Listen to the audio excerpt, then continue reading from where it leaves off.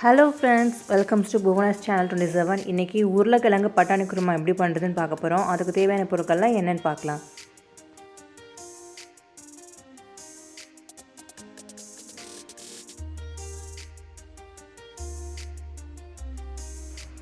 குக்கரில் 2 teaspoon oil சேர்த்துக்கிறேன்.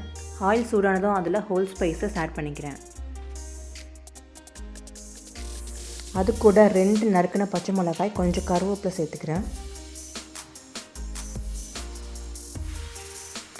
இஞ்சி பூண்டு அரைத்த விழுது 2 டீஸ்பூன் சேர்த்துக்கிறேன். இது நல்லா வதங்குற அளவுக்கு மிக்ஸ் பண்ணி விடுங்க.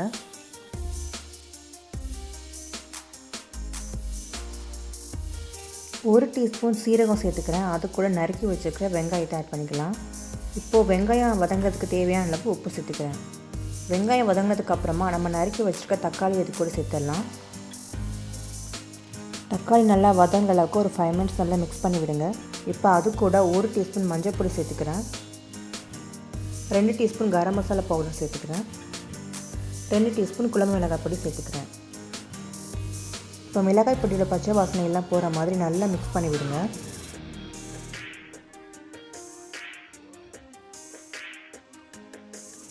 இப்போது நம்ம நறுக்கி வச்சுக்க உருளைக்கிழங்கையும் பட்டாணியும் இது கூட சேர்த்துடலாம். ஒரு 5 மினிட்ஸ் நல்லா வதக்கி விடுங்க.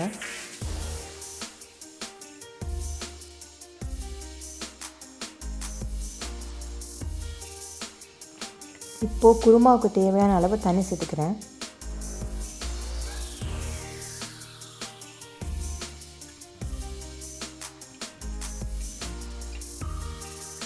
இப்போ ஒரு மிக்ஸி ஜாரில் தேங்காய், முந்திரி, பச்சை மிளகாய், சோம்பு எல்லாத்தையும் சேர்த்து நம்ம ஒரு பேஸ்ட் மாதிரி அரைச்சிக்கலாம்.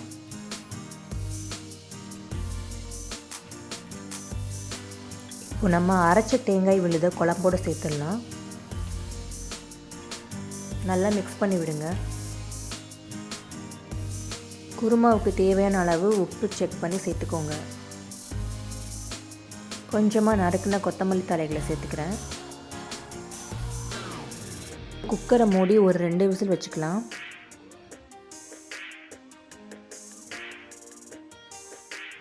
உருளைக்கிழங்கு பட்டாணி குருமா ரெடி ஆயிடுச்சு. உங்களுக்கு இந்த வீடியோ பிடிச்சிருந்தா உங்கள் ஃப்ரெண்ட்ஸ் எல்லாருக்கும் ஷேர் பண்ணுங்கள். அண்ட் நம்ம சேனலை சப்ஸ்கிரைப் பண்ணுங்கள். நோட்டிஃபிகேஷன் ஆன் பண்ணிக்கோங்க. தேங்க்ஸ் ஃபார் வாட்சிங்.